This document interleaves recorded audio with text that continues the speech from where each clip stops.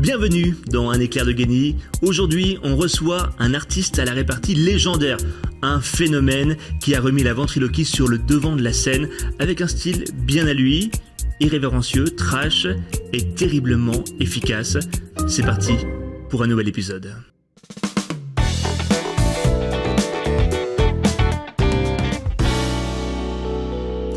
Un vent de folie s'apprête à souffler sur la France avec The Jeff Panaclock Company, le nouveau show de Jeff Panaclock avec 2 dates en 2026 à l'Olympia. Il est avec nous aujourd'hui, sans sa marionnette, mais avec tout son franc-parler. Jeff Panaclock, bonjour. Salut Maxime. Ça va bien ? Ça va, écoute. C'est tellement rare de te voir sans ta marionnette. C'est vrai, c'est vrai. Tu te sens un peu nu, un peu décontenancé ou c'est rare libre ?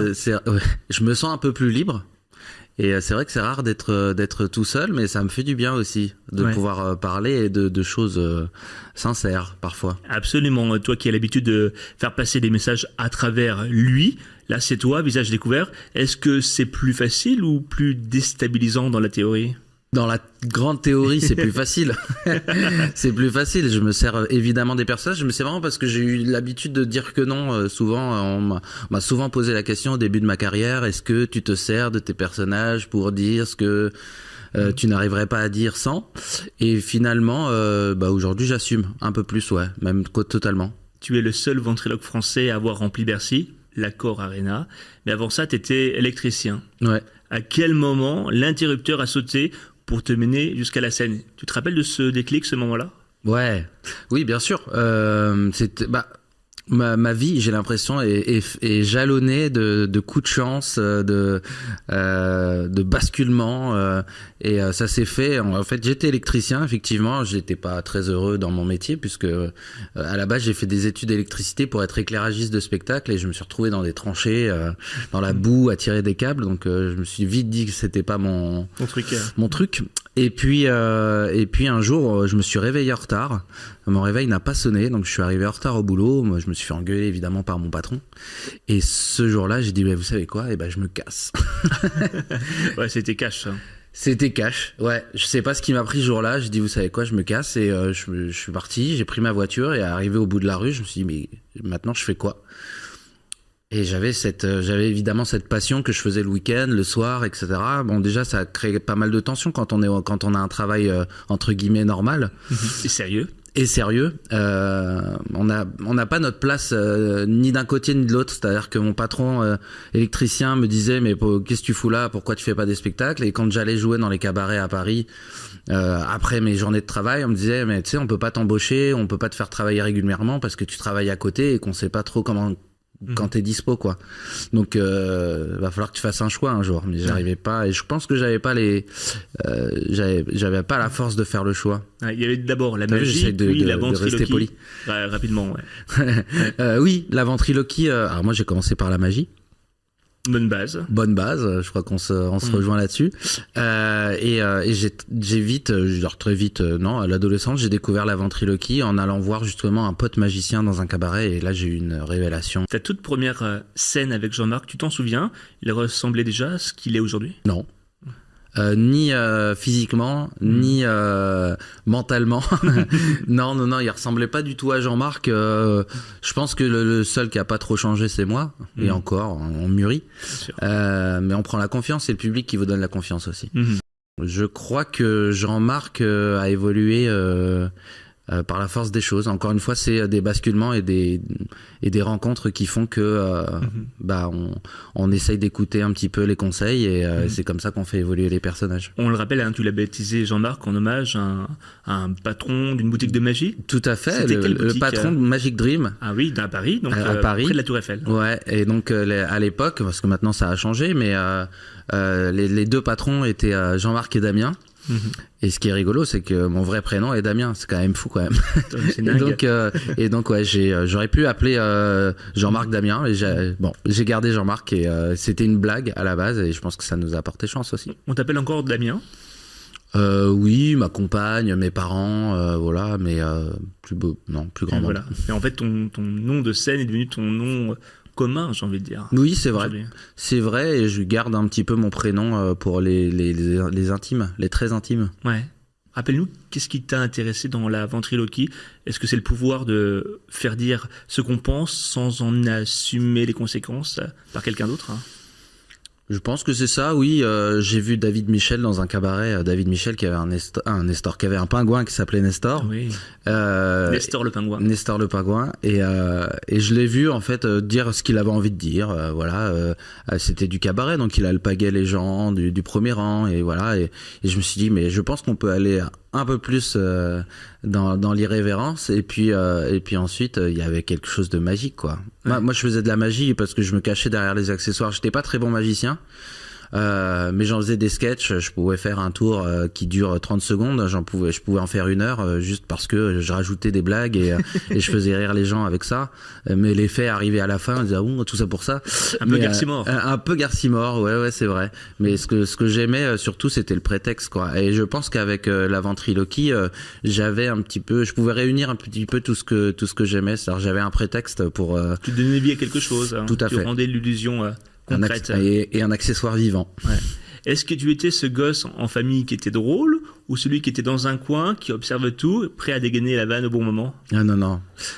J'étais prêt à rien du tout, j'étais très timide, j'étais pas prêt du tout à dégainer n'importe. Non, je faisais pas de vannes, je les gardais pour moi. Je faisais des vannes avec mon meilleur pote. Voilà, on faisait beaucoup de conneries ensemble. J'ai l'habitude de dire, parce qu'on tournait des vidéos avec le caméscope, hein, je vous parle d'un temps, voilà. C'est vrai qu'à chaque fois je lui dis, s'il y avait eu YouTube, je pense que j'aurais pas été ventriloque, on aurait été youtubeurs tous les deux, quoi. Ouais. C'était vraiment un truc tous les week-ends. À 10 ans près, quoi. Ouais, à 10 ans près, ouais, tous les week-ends on tournait des vidéos, on faisait les montages, etc. Et je pense que comme on avait nulle part où les diffuser, ça, on se les gardait pour nous, quoi. Le regard des autres, le jugement, ça t'a freiné ou ça t'a nourri? Parce que être magicien, être ventriloque, c'est pas ordinaire en vrai.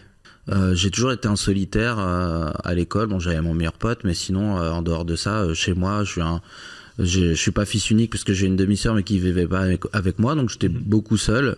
Ça m'a jamais trop gêné parce que je pense que je serais pas devenu ce que je suis devenu si j'avais pas pu travailler mon imaginaire tout seul dans ma chambre. Bien sûr. Et les parents n'avaient pas de lien avec l'artistique? Mon père chantait, jouait de la guitare, il faisait des animations, donc voilà, j'ai été un peu DJ, j'ai fait des choses, des animations avec mon papa. Donc il avait ce lien là. Ma mère pas du tout. Elle roulait les câbles et puis elle essayait d'aider comme elle pouvait. Mais ouais, on se rejoignait là-dessus, ouais. Jeff Panaclock, le nom, c'est plus qu'un personnage, c'est une marque. Tu es devenu incontournable dans l'humour, avec des millions de spectateurs, une statue à Grévin, un film, des primes télé à 5 millions de téléspectateurs. Est-ce qu'on finit par réaliser tout ça, ou on en garde une forme d'étonnement? Je le réalise pas trop. En réalité, plus je fais des choses et plus je suis angoissé. Donc je pense que je réalise que j'ai pas envie de perdre tout ça. J'ai pas envie que le public se détache de nous, donc je redouble d'énergie tout le temps pour essayer de faire au mieux mon travail, et quand j'ai un projet, j'essaye de l'amener jusqu'au bout, au moins pour pas le regretter. Donc voilà. Et tu peux pas te dire que le niveau où tu es arrivé aujourd'hui, tu peux acquérir une certaine forme de sérénité? On peut dire ça. Non, mais il n'y a aucun artiste digne de ce nom qui te dira ça. Est-ce que tu connais beaucoup d'artistes sereins, toi, qui sont sûrs d'eux et qui... Non, pas vraiment. Ouais. Non, mais c'est impossible. C'est impossible. Je pense que c'est la remise en question qui fait que... qui fait qu'on avance, en fait. Après, on peut faire des erreurs, on peut faire des trucs moins bien, etc. Mais le but, c'est d'assumer les choses jusqu'au bout, et c'est pour ça que j'aime aller au bout des choses.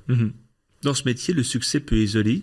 Est-ce que parfois, à remplir des salles dans la France entière, il y a peut-être ce sentiment de solitude qui peut arriver? Quand on est en tournée, tu veux dire? Quand on est en tournée. Ouais, toujours.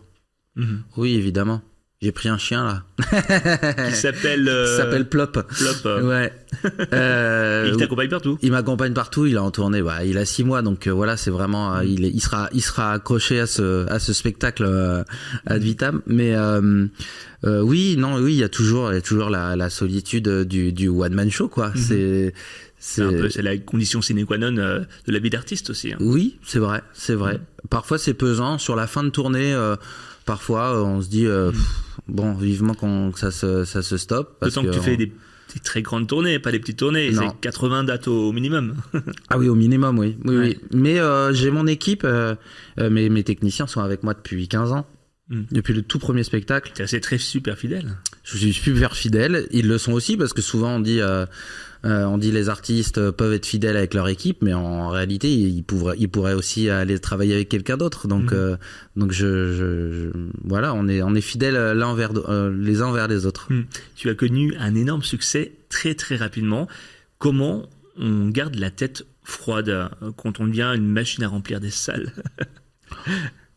La tête froide, je sais pas. Je pense que c'est l'entourage, c'est les gens, c'est comment on s'adresse à toi. C'est moi ce qui m'a permis de garder la tête sur les épaules. Je pense j'ai dû monter à un moment donné aussi. Hein, ça nous arrive à tous. Hein.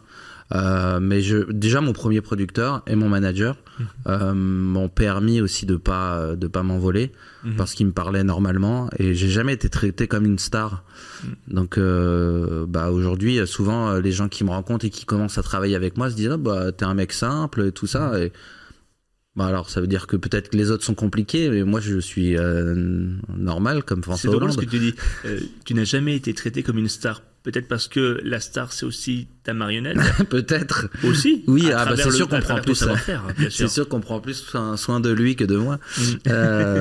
Ouais, il a un technicien à lui tout seul. Moi, Mais non, vraiment. Ah oui, il y a un chef, marionnettiste. Moi, j'ai 5 personnages aujourd'hui sur scène qui sont très chers, très fragiles. Donc évidemment, faut en prendre soin. Et ouais. Donc lui, il est préposé à ça. Mais je crois qu'on m'a jamais traité comme une star parce qu'en réalité, déjà, quand j'ai commencé ce métier, j'étais avec mes techniciens, ils avaient une petite camionnette, moi j'avais une petite valise avec mon petit Jean-Marc, on a commencé comme ça.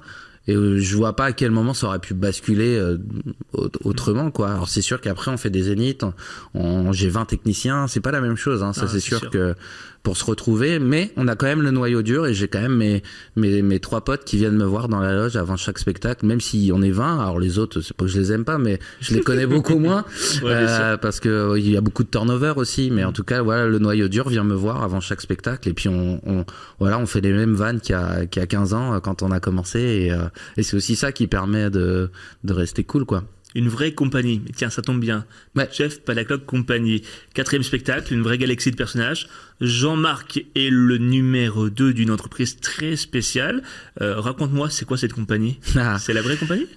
Ouais, c'est la mienne en tout cas. Okay. Tu vois, on parlait un petit peu de l'enfance et tout ça tout à l'heure. Je crois que c'est mon spectacle le plus personnel, alors toute proportion gardée, parce que je raconte des choses comme dans les autres spectacles qui sont parfois... Qui émanent de ton expérience. Exactement.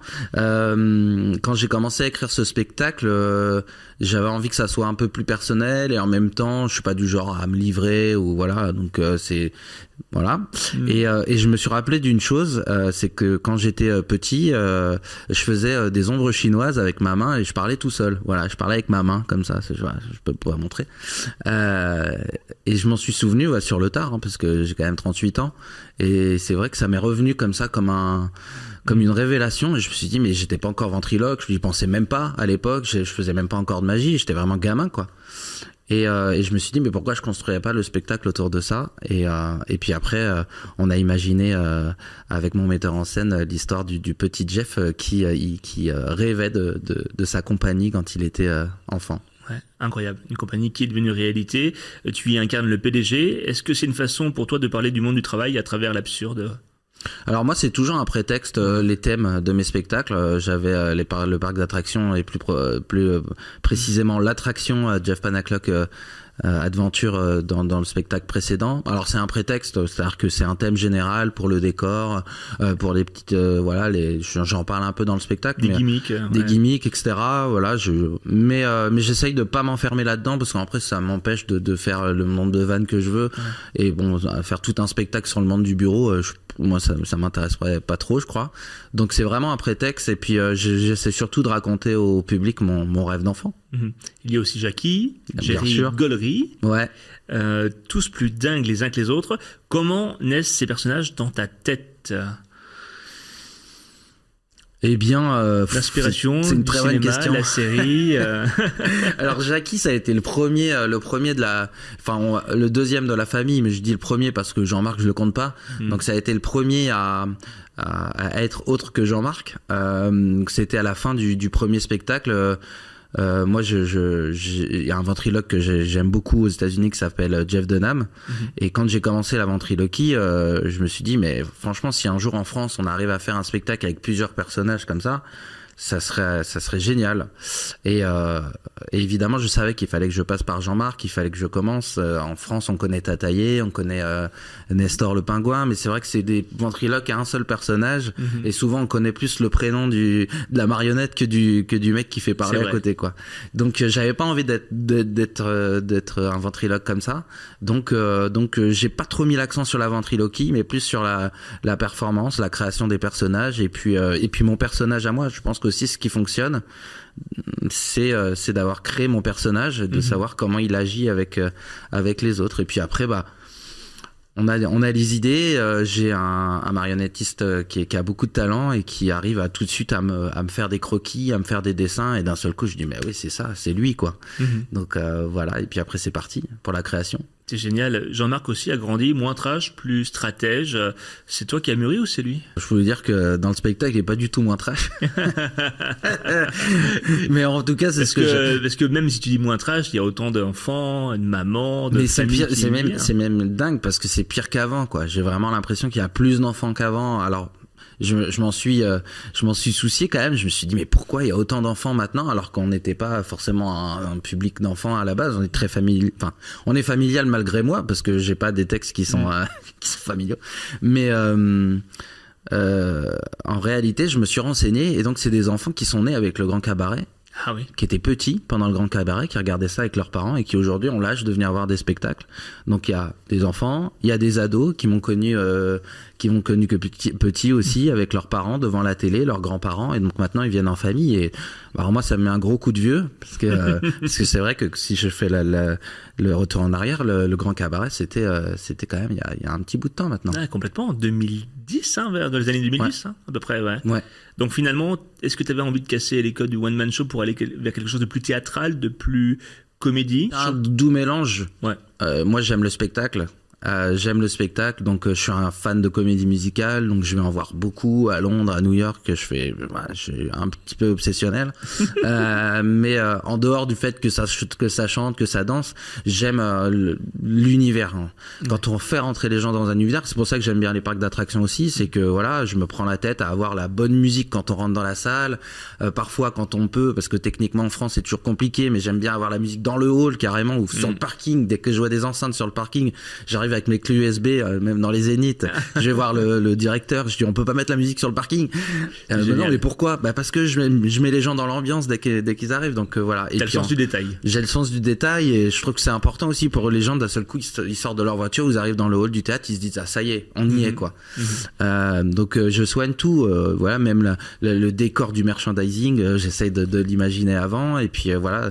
Et donc après il y a le spectacle et voilà, pour moi c'est du spectacle, c'est que les gens le prix d'une place de spectacle dans un Zénith, c'est pas donné, on va pas se mentir, plus la soirée, le resto, la nounou, tout ce que vous voulez.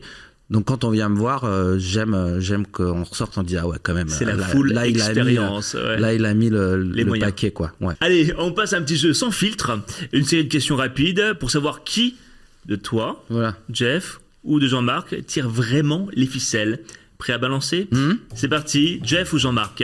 Qui est le plus trash? Jean-Marc. Le plus stratège? Jean-Marc. Celui qui doute? C'est moi. Celui qui te ressemble le plus? Aujourd'hui, je pense que c'est moi.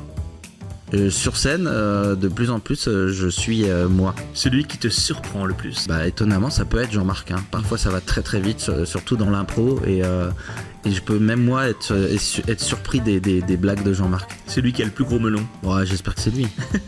Celui qui gagne le plus d'argent dans le duo? C'est pas lui. Qui a le plus besoin d'attention? Lui, c'est ça. Qui drague le plus en coulisses? Lui. Qui aurait besoin d'un psy mais qui n'ira jamais? Lui. Qui prend vraiment les décisions dans la compagnie? C'est une très bonne question. C'est moi qui prends les décisions, mais je me suis rendu compte après le premier spectacle qu'il faut quand même que ça s'articule autour de Jean-Marc, quoi. Bien sûr. On n'a pas le choix. Comment tu travailles l'écriture? Solo, duo, avec la marionnette qui te regarde? Ça serait tellement chelou. J'écris très difficilement. Très difficilement, c'est une souffrance, je pense, pour beaucoup de gens, d'artistes, mais c'est très dur. C'est très très dur. La peur de la page blanche? Ouais, mais oui, mais c'est pas tant ça. C'est, je pense que c'est je pense que c'est le fait de s'y mettre, parce que généralement quand j'écris les premières lignes, après ça part. Mais j'aime bien. Alors moi je suis pas. On a tous chacun nos méthodes pour écrire des spectacles. Moi j'aime bien écrire dans l'ordre. Alors le problème c'est que si j'ai pas la première phrase, je peux pas écrire la suite, quoi. Et je peux me prendre la tête très longtemps sur le début du spectacle, par exemple. Donc voilà, j'écris 100% de la V1, de la première version du spectacle.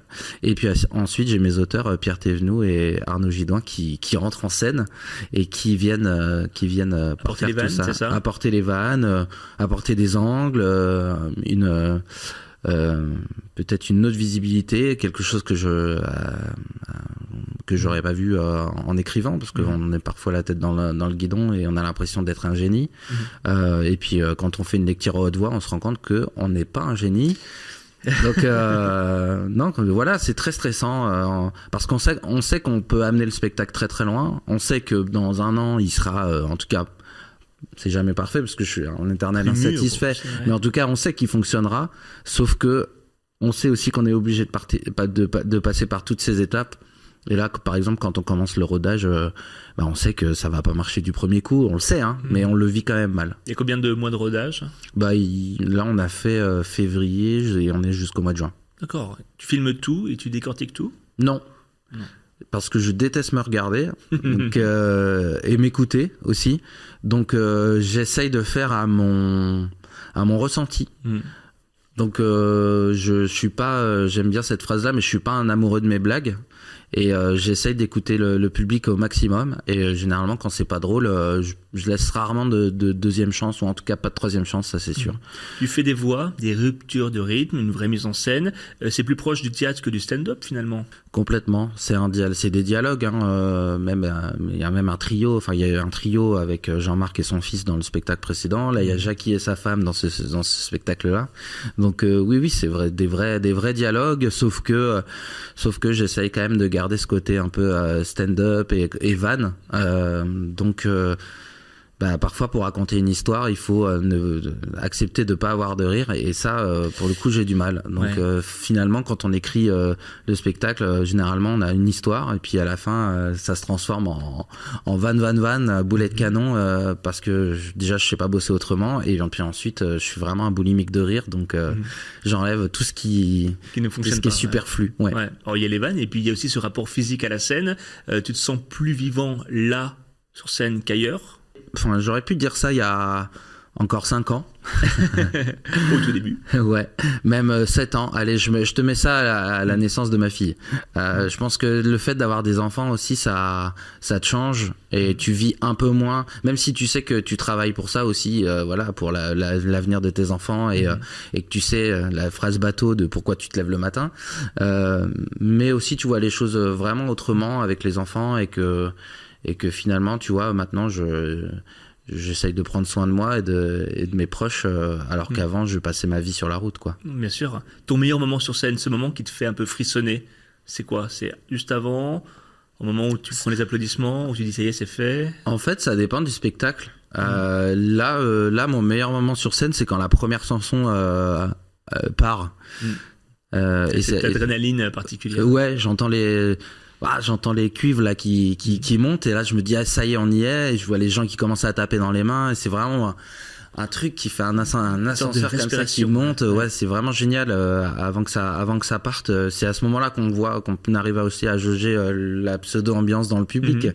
Voilà, et puis j'aime beaucoup la fin de ce spectacle aussi. Elle est très très sincère, elle vient vraiment de moi. Pas de spoiler.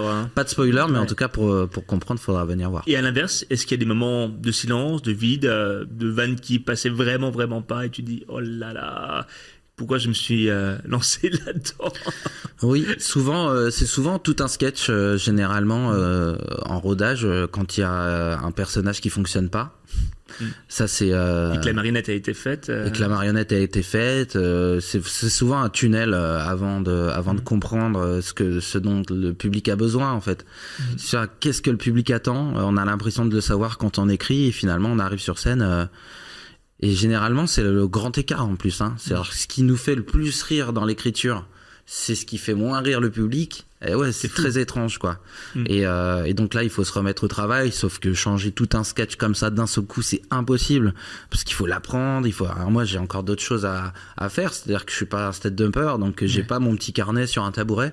J'ai un personnage, j'ai une marionnette, il faut qu'elle soit vivante, et puis en même temps, faut pas trop qu'on voit qu'elle a pas le texte qu'il faut. Enfin, donc c'est un vrai boulot, et donc ça prend du temps. Il te faudrait un panel de public de 20 personnes qui testent, qui te fait des petites remarques.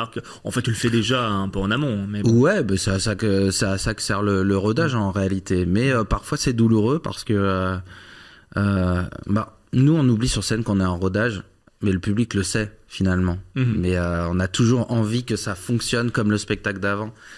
Et quand on arrive à la fin du spectacle, quand on est à Bercy, que tout fonctionne, qu'il n'y a rien à côté, que c'est un boulet de canon du début jusqu'à la fin, et qu'on arrive en rodage avec le spectacle d'après, on se dit j'ai vraiment hâte que ce spectacle soit aussi efficace, mais ça prend du temps, quoi.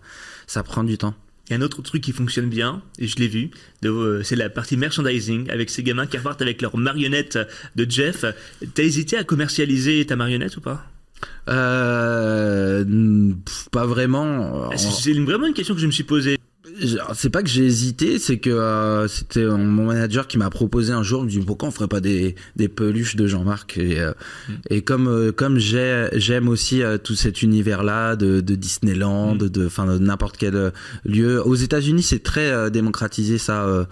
Quand on va voir un spectacle n'importe lequel, moi quand je vais voir une comédie musicale, j'achète tout, la tasse, le bouquin, le truc qui sert à rien parce que ça finit dans un placard à la maison. Mais tu as l'objet, l'accessoire, tu as vécu un sentiment, une émotion, un souvenir. Exactement. Et j'aime bien l'accessoire qui sert à rien, genre le mec qui a pensé à faire, je sais pas moi, un sablier du spectacle. Voilà. Pourquoi un sablier, je ne sais pas, mais j'ai envie de l'avoir avec moi, quoi. Quel a été le déclic dans ta carrière, le moment où tu t'es dit là, je passe vraiment dans une autre dimension?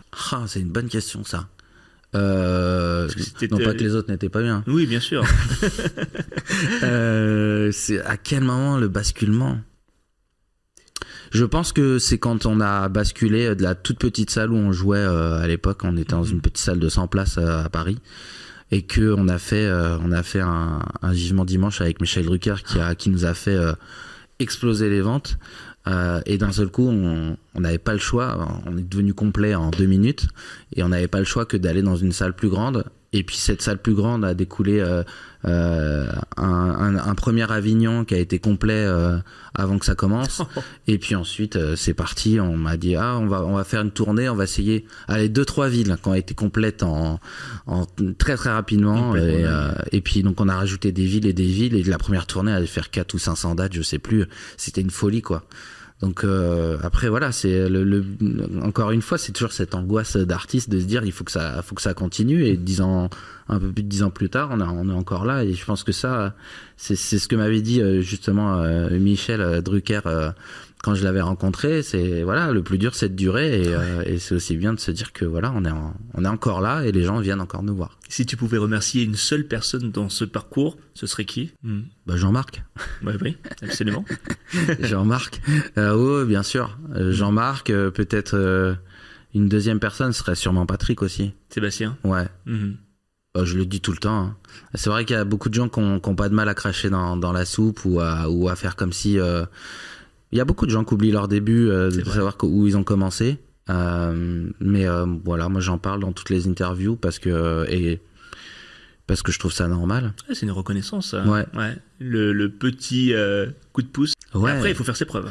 Exactement. Mais oui, j'ai fait mes preuves. Il m'a poussé à faire mes preuves. Je peux pas dire que c'était facile à chaque fois. Patrick est quelqu'un de très exigeant, et je pense que c'est aussi pour ça que j'ai appris aussi cette exigence Voilà, Patrick, quand il faisait le grand cabaret, c'était 3 jours de répétition. Il savait à quel moment il fallait mettre la lumière sur quelle personne. Il disait au réal, tu vas faire ci, tu vas mettre la caméra comme ça. Enfin, il y avait pas, quand on disait tourner la dernière soirée avec les invités, tout le monde qui buvait du champagne, il connaissait l'émission par cœur. Et je pense que il m'a aussi appris ça.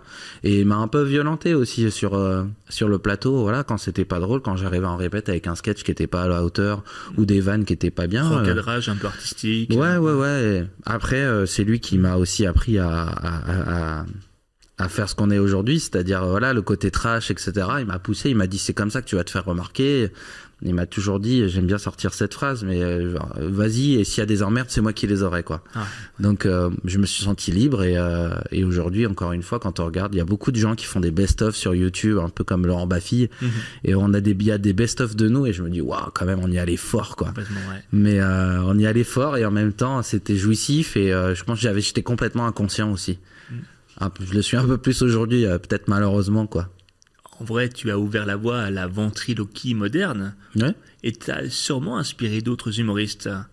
Sûrement. Et... Tu sais, j'aime bien raconter qu'il y a 10 ans, enfin un peu plus maintenant, quand on a commencé chez Patrick et que je faisais mon spectacle, je vannais les gens du premier rang et puis me disaient, ah, c'est ringard, ça fait cabaret, ça, de vanner les gens du premier rang, c'est pas fou, quoi. Regardez tout ce qu'ils font maintenant sur YouTube ou sur Instagram, tu vois, il y a plus un seul extrait de spectacle normal, c'est-à-dire que tous les humoristes mettent des vidéos avec des vannes du public, quoi. Donc voilà. On sent aussi que tu protèges ta vie privée. Est-ce que c'est une nécessité vitale pour tenir dans ce métier? Oui. Ouais, enfin, je veux dire, ça intéresse les gens, évidemment, puisque les gens aiment bien regarder les accidents sur l'autoroute. Derrière l'artiste. Mais souvent, la vie privée façonne l'artiste que tu es. Hein. Oui, et puis mais je le vois quand je mets des choses un peu plus privées sur les réseaux, j'ai plus de likes que l'affiche de mon spectacle, hein, ça c'est certain. Ah ouais, carrément. Ah ouais, bien sûr. Mais en fait, j'en ai pas l'envie, j'aime garder ça pour moi. Bien sûr. Parce que derrière le rire, il y a un chemin plus intime. J'ai comme l'impression que l'humour a été un refuge pour toi, une sorte d'exutoire. C'est un vrai ressenti que j'ai ou Ouais, c'est-à-dire que je suis pas un humoriste à la base. J'ai appris vraiment... J'ai appris sur le tas, j'étais ventriloque, bon, c'était pas très drôle, et puis j'ai commencé à faire, quand Michael Jackson est mort, j'ai commencé à faire des vannes sur Michael Jackson, j'ai vu que ça fonctionnait plutôt bien, et là je me suis dit, il faut que j'écrive des blagues, sauf que je n'avais jamais écrit de blagues de ma vie, donc je l'ai fait un peu à ma sauce, et puis voilà, c'est ce qui a donné aussi notre style, quoi. Ouais. Et puis après avec Patrick, il m'a dit, il faut que tu prennes des auteurs, si je te prends, parce que j'ai fait 2 émissions avec lui, et puis il m'a dit, moi j'aimerais bien te prendre tous les mois, mais il va falloir que tu cravaches un peu sur le texte, quoi. Et j'ai aussi appris ça, travailler avec d'autres gens, et à plusieurs on est toujours plus fort. Est-ce que la scène t'a aidé à te libérer personnellement, à être vraiment la personne que tu étais au fond de toi, à sortir tes émotions, tes sentiments? C'est ce que je raconte dans le spectacle, justement. Je dis que grâce à Jean-Marc, j'ai réussi à sortir ce que j'avais au fond de moi. Et je crois que maintenant, dans le spectacle, longtemps, je me suis un peu excusé d'être là. Le fameux syndrome de l'imposteur. Oui, c'est ça. C'est ça, et puis de me dire, est-ce que vraiment avoir un décor aussi gros derrière moi, ça est-ce que ça me va, est-ce que avoir des grosses musiques, est-ce que une grosse mise en scène, est-ce que ça vaut vraiment le coup, est-ce que le public ne prend pas ça pour pour enjoliver tout ça, et puis finalement au fond j'ai pas grand-chose à raconter. Non, tu mets le fond au service de la forme. Oui. Mais c'est pour ça que le rodage est important aussi, c'est-à-dire que là, en ce moment, les gens ils viennent me voir, je n'ai pas de décor, j'ai 4 lumières qui clignotent, et le spectacle fonctionne. C'est tout aussi efficace. Fonctionne aussi bien que s'il y avait le gros décor derrière moi, et ça me conforte aussi, et ça me rassure de me dire, bon, je suis pas là, pas là par hasard. Donc tu dirais quoi au Jeff version 15 ans, avec ses rêves en poche? Qu'est-ce que je lui dirais? Je lui dirais, continue ce que tu fais, tu vas y arriver, et puis si tu as des choix à faire, fais-les en ton âme et conscience. Bien sûr. Parce qu'aujourd'hui, je pense que les choix que j'ai faits dans ma vie ont fait ce que je suis aujourd'hui aussi. Tu es devenu papa il y a quelques années, Rose et Alice, je crois, c'est le nom de tes filles. Ouais. Est-ce que ça change ton regard au monde, sur la scène, voire sur Jean-Marc aussi? C'est-à-dire que quand elles sont dans la salle, c'est tout plus difficile de dire des gros mots. Bien sûr. Alors, ce qui est marrant avec les enfants, finalement, c'est que souvent c'est les parents qui sont choqués parce que les enfants ils savent même pas ce que veut dire les gros mots. Donc pour eux c'est des mots, gros ou petits, ça reste des mots et si tu leur expliques pas ce que ça veut dire, ils savent pas quoi. Donc c'est vrai que souvent c'est les parents qui sont un peu choqués, etc. Mais si tu demandes la définition à l'enfant, il va pas te dire ce que ça veut dire quoi. Ouais. Donc, mais quand même, j'ai mon petit rôle de papa qui revient et quand elles sont dans la salle, je lui dis il y a ce passage là. Et voilà. Depuis que t'as des enfants, tu as adouci ton humour ou pas du tout? Non. Et je crois que je l'ai renforcé encore plus là sur ce spectacle là. J'avais envie de dire un petit peu fuck à tous les gens qui disent il est vulgaire. J'en parle souvent avec mes équipes en disant quand même ils disent que je suis vulgaire mais qui viennent voir le spectacle, il y a quand même pas que ça, je fais quand même plein d'autres choses que ça. Maintenant je fais que ça, voilà, c'est ça. La promesse elle est claire quoi. Non mais oui voilà, c'est-à-dire qu'à un moment donné les gens aussi, moi je pense toujours, mais je pense que c'est tous les artistes, on essaye toujours de plaire à ceux à qui on plaît pas. Et finalement, tu vois, sur 5000 personnes dans un zénith, s'il y en a 10 qui font c'est vulgaire, finalement, il y a tous les autres qui sont là pour rigoler avec toi. Donc voilà, je me dis qu'à l'âge que j'ai, les gens qui viennent me voir, ils savent ce qu'ils viennent voir, quoi. Bien sûr. À la maison, tu leur fais des spectacles de marionnettes à Non. tes filles? Non, c'est vraiment, c'est peut-être triste un peu pour elles, parce que souvent les gens s'imaginent ça, mais c'est vrai que c'est mon travail et à la maison, je suis pas un fan de moi-même, donc il y a pas de photos avec Michel Drucker sur la cheminée, il y a pas de. T'as pas de marionnettes de Guignol ou de Kermit la grenouille? Si, alors il y a les gants dans la baignoire qui sont en forme de cochon et de licorne, et parfois il me vient à faire parler, etc. Mais elles sont pas dupes, hein. Elles savent que c'est moi qui parle, donc moi j'ai l'impression d'être face à des journalistes, ça me stresse un peu. Parce que je fais parler, je suis fier de moi. Ils disent mais papa, on voit que c'est toi qui parles. Je dis bon allez. Elles ont conscience de ton métier. Elles ont conscience de mon métier, ouais. C'est difficile de leur faire comprendre. Ouais. Parce que parfois on est un peu accaparé dans la rue ou ailleurs et au début elles aimaient bien quand on rentrait dans un taxi dire bonjour monsieur, papa c'est une star. Et voilà. et moi j'étais toujours un peu gêné de ça, donc maintenant elles comprennent voilà, quand la petite parle un peu trop, la grande lui dit non il faut pas qu'on dise que papa il... Voilà, donc tout en discrétion. C'est pour elle aussi que je le fais. Je le fais pour elle parce que je sais quand je sais pas, quand elles seront à l'école, une fois ma grande m'a dit j'ai une copine à moi qui tu la fais pas rire. C'est peut-être les parents qui répètent ça à leurs enfants, etc. Mais je lui réponds quoi? Je lui réponds tu t'en fous, si je la fais pas rire ça n'empêche pas que c'est ta copine et puis tout va bien quoi. Mais souvent les enfants ils ont juste peur pour toi et de te décevoir ou que ça te rende triste. Donc l'idée c'est de lui dire on s'en fout, papa il fait pas rire tout le monde et puis tout va bien quoi. On passe aux questions plus rapides que l'éclair. Des questions courtes, des réponses courtes. Ok. Ça marche. Le personnage que tu rêverais d'inventer? Le personnage que j'aimerais d'inventer, la licorne gant de toilette. La licorne gant de toilette ou un cul qui parle, je pense que mais j'oserais pas aller jusque là je crois. Ton rituel avant de monter sur scène? Mon rituel avant de monter sur scène, je bois quelle tristesse. Je bois un verre de whisky avec mon équipe. Ah oui? Ouais. Très bien, ça donne un petit coup de peps. Ouais, ça donne un petit coup convivial surtout, voilà. Ce qu'il ne faut jamais dire à un ventriloque? On voit tes lèvres bouger. La comédie musicale que tu rêverais d'intégrer? D'intégrer, c'est une bonne question ça. Tu chantes aussi? Ouais, je chante dans ce spectacle. Je l'assume un peu plus parce que ça a toujours été un peu comme ça et là je me suis dit allez j'y vais, les cours de chant et tout ça. Le spectacle que j'aimerais intégrer, moi j'ai mon spectacle de prédilection qui est Wicked, mais je pense pas avoir le talent pour le faire, ni pour faire aucun spectacle d'ailleurs, mais un des derniers spectacles que j'ai vraiment adoré c'est Anne Juliette. Un artiste que tu admires en secret? Un artiste que j'admire en secret? Oh là là, merde. Qu'est-ce qu'il peut y avoir? Ou que tu admires tout court. Mais dont tu n'as jamais parlé. En ce moment, j'aime bien Julien Doré. Je trouve très complet. Voilà, il est drôle, évidemment il chante bien. Son dernier album est génial et les concerts sont fous à chaque fois. Donc ouais. Très bien. Une peur irrationnelle. Irrationnelle, je sais pas, mais j'ai une espèce de phobie administrative qui est complètement c'est n'importe quoi. Donc heureusement j'ai une super équipe autour de moi parce que je suis vraiment un cassos des papiers. Ouais.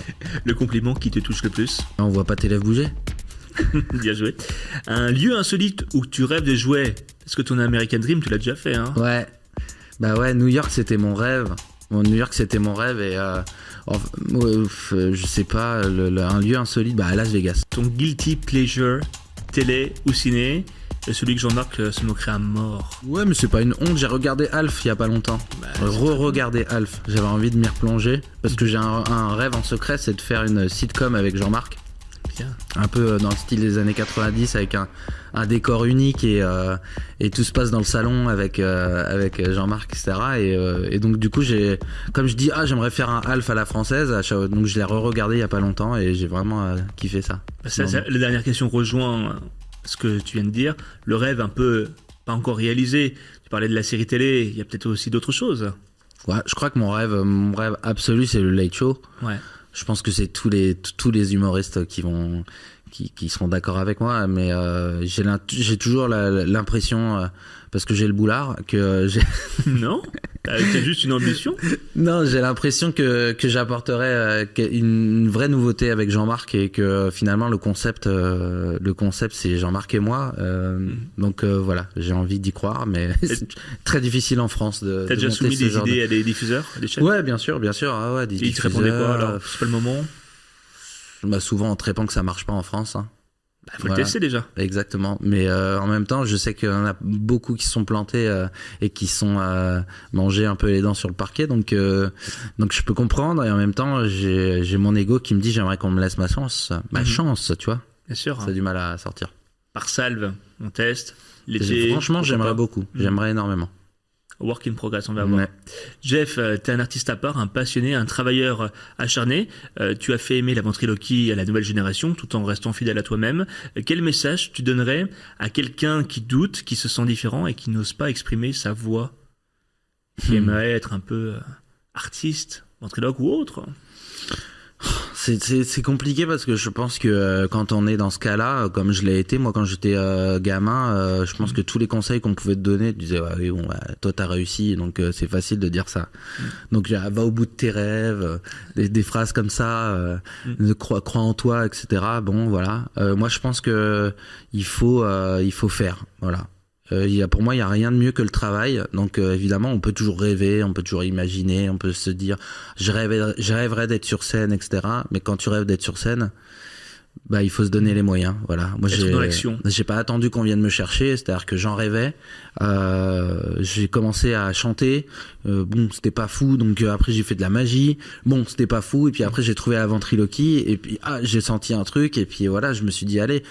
On enfonce les portes et on y va. Donc il y a la timidité et en même temps si vraiment on a l'envie, je crois qu'il faut aller au bout. Aujourd'hui, je reçois plein de messages de gens et de gamins qui commencent, que ce soit la ventriloquie ou l'humour sur les réseaux. Déjà, je pense que c'est une belle démarche. De création de valeur. Je vais te parler comme un vieux, mais à l'époque j'avais écrit à Yves Duteil. Prendre un enfant par la main. qui est un chanteur des années 80. 70, non, je sais plus. Oui, enfin. Et qu'en fait, il était maire du village qui était pas loin de chez moi, ouais. Et donc, je lui ai écrit et il m'a répondu très gentiment. C'est ma maman qui m'a ressorti ce mot il y a pas longtemps. Et je pense que déjà la démarche de d'écrire à quelqu'un et de demander des conseils, c'est déjà une démarche pour avancer. Et puis aujourd'hui, on a la possibilité de rentrer plus facilement en contact avec des gens et puis on peut attendre les artistes à la sortie des artistes, c'est le cas de le dire, et puis il faut y aller quoi. Tu nous donnes un petit scoop sur ce qu'il y a dans ton nouveau spectacle. Tu nous disais que tu chantais lors du précédent, donc tu l'assumes davantage. Je pense qu'on mûrit tous. On travaille, moi je travaille avec mon équipe depuis longtemps et finalement à force de faire, on fait de mieux en mieux. J'ai envie de dire. Donc voilà, sur ce spectacle-là, avec Nicolas, mon metteur en scène, et Doumé qui compose les musiques, on s'est mis encore plus au travail, et puis je pense qu'on a affiné encore plus. J'ai eu la chance d'enregistrer avec des vrais musiciens, ce qui n'était pas le cas sur les autres spectacles, donc ça rajoute encore un truc encore plus fou, quoi, de se dire que moi, quand je suis sur scène, j'entends les cuivres, j'entends la batterie, et je sais que je les ai vus jouer, quoi. Donc déjà psychologiquement, je trouve ça dingue, et puis au niveau du son aussi. Donc ouais, j'assume plus, et je trouve que j'ai pris des cours de chant. Je pense que j'ai plus confiance en moi aussi de ce côté-là. Donc petit scoop, ça. Il y a aussi une nouvelle chanson de Jean-Marc qui s'appelle Cordon Bleu. Tu vas sortir sur les plateformes, j'imagine? Sûrement. Pour l'instant, j'essaie de la garder un peu secrète. Moi, j'aime bien toujours garder des petits trucs un petit peu secrets dans mes spectacles. Donc voilà, ça s'appelle Cordon Bleu, c'est une chanson d'amour, j'en dirai pas plus. Et puis autre scoop, quelque chose que j'avais envie de faire depuis longtemps, parce que dans le premier spectacle, je faisais monter quelqu'un sur scène pour le faire parler avec un masque. Et depuis longtemps, on me dit mais quand est-ce que tu refais le masque? Et moi, j'aime pas faire deux fois la même chose. Donc j'ai trouvé un beau prétexte pour faire venir monter quelqu'un sur scène avec Jean-Marc. Donc il se confronte à Jean-Marc pour faire un numéro de mentaliste.